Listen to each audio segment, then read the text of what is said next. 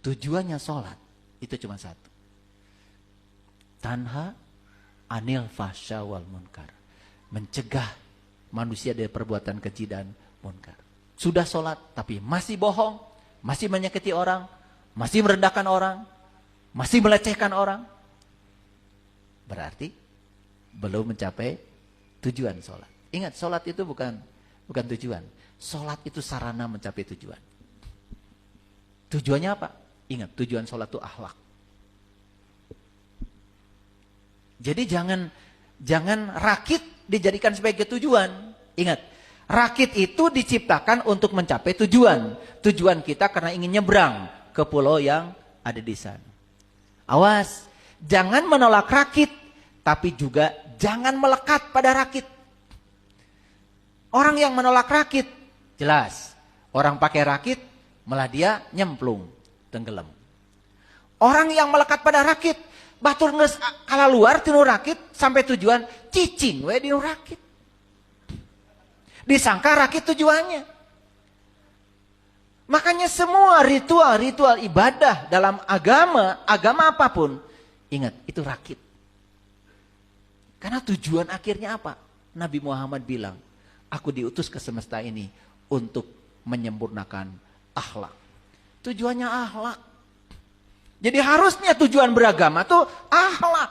Nah kalau kita sudah beragama tidak mencapai akhlak yang mulia, masih nyakitin orang, merendahkan orang, menyakiti makhluk lain, kan ada masalah.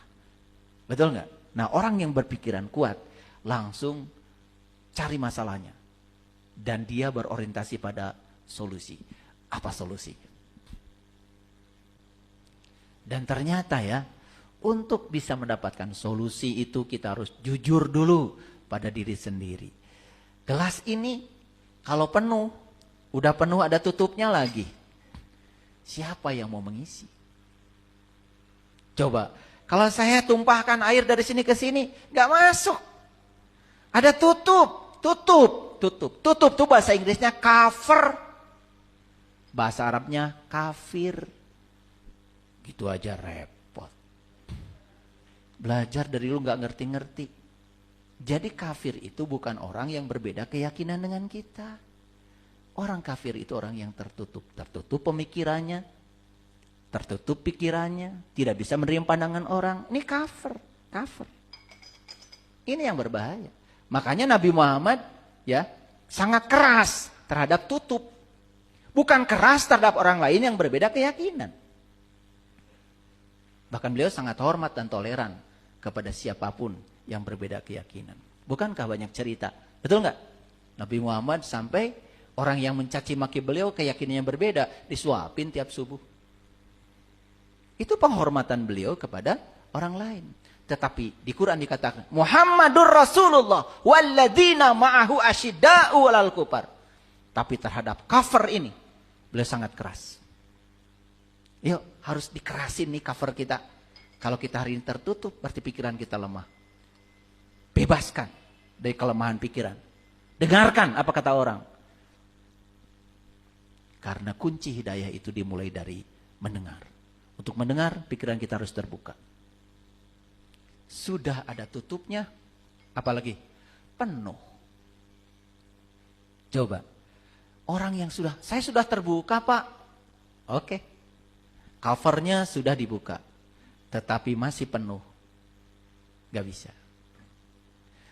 Pertama harus dibuka, yang kedua harus kosong. Yang ketiga, yang mau diisi harus lebih rendah posisinya daripada yang mau mengisi. Sudah terbuka, kosong, tapi tempatnya di atas. Rekumangesina. Makanya belajar ilmu itu kuncinya adalah rendah hati. Saya berguru itu bukan hanya pada satu orang. Dimanapun ada orang disebut guru, saya kejar. Saya kosongkan terhadap siapapun. Saya dengar, biar masuk. Jangan ada konflik. Karena kalau kita banyak konflik dengan pengetahuan baru dengan pengetahuan lama, maka pengetahuan baru itu tidak akan ada manfaatnya. Karena ada konflik. Awas, pengetahuan jangan dibenturkan. Renungi, dan jika perlu coba. Karena kalau kita mencoba baru kita akan paham. Malam yazuk lam ya'rif. Yang tidak mengalami tidak akan pernah paham.